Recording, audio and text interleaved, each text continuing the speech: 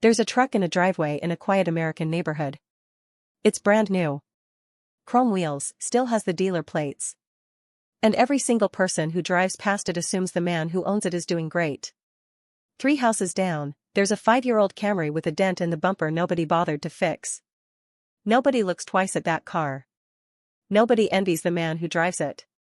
Here's the part that's going to bother you for the rest of this video. The man with the Camry has more money in his accounts than the man with the truck will ever see in his lifetime. And it isn't close. By the end of this video, you're going to understand exactly why. And I promise you, at least one of the 9 things I'm about to walk you through is something you're doing right now, today, without even realizing it's quietly working against you. If you've ever felt like you're doing everything right and still somehow behind, stick with me until the end, because the last 3 on this list are the ones almost nobody sees coming. And if this is your first time here, consider subscribing, because we break down the psychology of money like this every single week, not the flashy stuff, the real stuff. Let's go back to that street for a second. Jason Reeves and Mark Thompson grew up 2 blocks apart. Went to the same high school. Started their careers within a year of each other, making almost identical paychecks. If you'd looked at their bank statements the day they got their first real jobs, you would not have been able to tell them apart. 15 years later, one of them is quietly wealthy. The other is quietly drowning behind a smile and a nice truck. The strange part is, Jason never made a single obviously bad decision. He never gambled his savings away. He never got scammed. Every purchase he made, on its own, seemed completely reasonable. That's what makes this so uncomfortable to watch. Because most of us are making the exact same reasonable-looking decisions, one at a time, without ever adding them up. So let's add them up. Part 1, the things everyone can see. Jason trades in his truck every 3 years. Not because it breaks down. Not because it stops running. He trades it in because the new model came out, and driving last year's truck started to feel, in his words, a little embarrassing. Here's the part nobody tells you about that decision. A new truck loses roughly 20% of its value the moment it leaves the lot. Not over a year. Immediately. Jason isn't just buying a truck every 3 years. He's setting a small pile of cash on fire in the dealership parking lot, over and over, and calling it an upgrade. Mark drives his truck until the wheels genuinely fall off. His current one is 9 years old.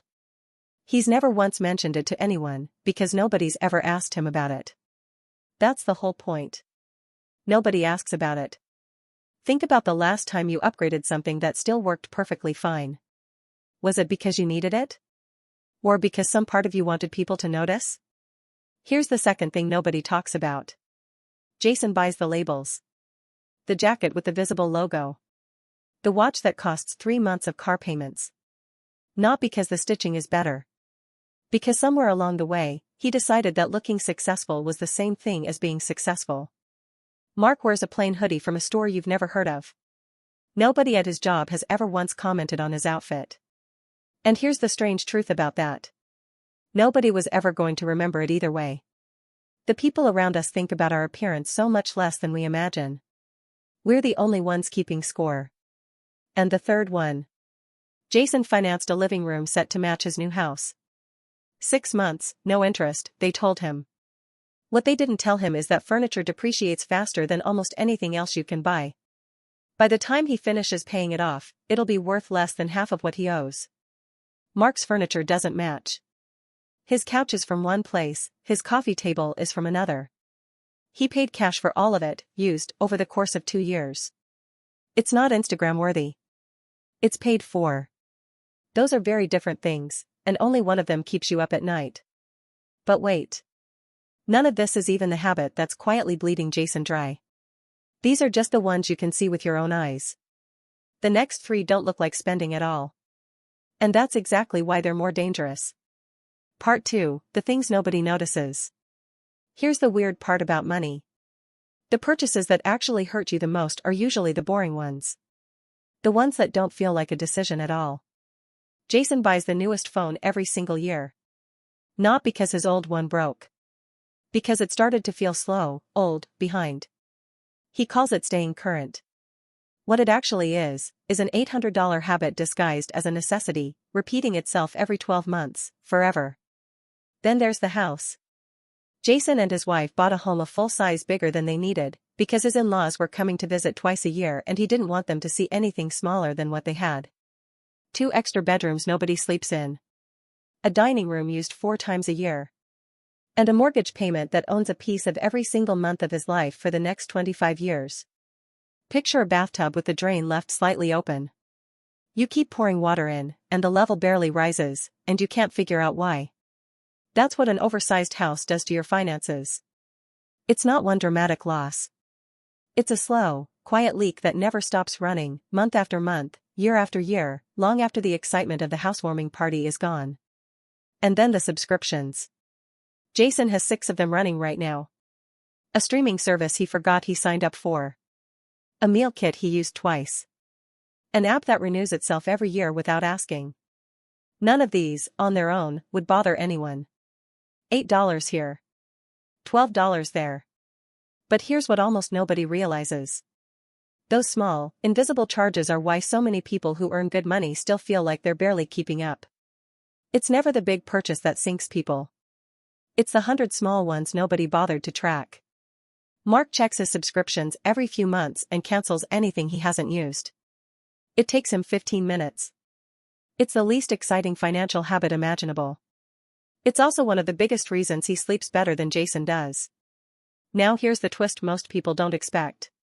The last 3 purchases on this list aren't really about money management at all. They're about identity. And they're the hardest ones to give up, because giving them up feels like giving up on the version of yourself you were hoping to become. Part 3, the ones almost nobody sees coming. Jason bought into a limited edition collectible drop online last year. Sneakers, actually. The seller called it an investment opportunity. Jason told himself the same thing. 18 months later, they're sitting in a closet worth less than he paid, and he still hasn't admitted that to his wife. Here's the uncomfortable truth about that kind of purchase. It was never really about sneakers. It was about the feeling of getting in early on something, of being smarter than everyone else for a moment. That feeling is real. It's also completely disconnected from whether the purchase actually made him any money. Then there's the wedding. Jason and his wife spent $30,000 on a single day, trying to impress a guest list full of people they haven't spoken to since. Ask yourself honestly, how many of the details from a wedding do people actually remember 5 years later? And how many of those $30,000 would have quietly grown, untouched, if they'd chosen differently? And the last one, the one that ties every single other one together. Jason still can't scroll past a countdown timer or a flashing, limited-time only banner without buying something. It's not really about the product. It's about the fear of missing out on a deal, even when the deal is for something he never actually needed in the first place. Here's the twist. Mark, the boring one, the one nobody envies at the block party, has more saved right now than Jason will catch up to in his lifetime, even if Jason started saving aggressively tomorrow. Not because Mark earns more. He doesn't. He makes almost exactly what Jason makes. The difference isn't the paycheck. It never was. The difference is 9 quiet decisions, repeated for over a decade, while nobody was watching. The takeaway. So here's what this really comes down to. Wealth was never mainly about how much money comes in. It's about how much of it you let quietly walk back out the door, dressed up as normal life. Every purchase Jason made was reasonable in the moment. That's the trap. Nobody ever goes broke from one bad decision. They go broke from 100 small reasonable ones, made on autopilot, never added up. The good news, and this is the part one actually wants you to walk away with, is that none of this requires deprivation. Mark isn't miserable. He isn't living on rice and beans in a dark apartment somewhere. He just stopped paying for the feeling of having arrived, and started quietly paying for the reality of actually arriving. If any part of this list made you a little uncomfortable, good. That discomfort is exactly where the change starts. So here's the question I want you to actually sit with today. Out of these 9, which one is yours? If this video gave you something to think about, subscribe, because next week we're breaking down the one financial habit that quietly separates people who retire comfortably from people who work an extra 10 years they never planned on. Because remember, the truck in the driveway was never the tell. It's what's missing from it that actually tells you everything.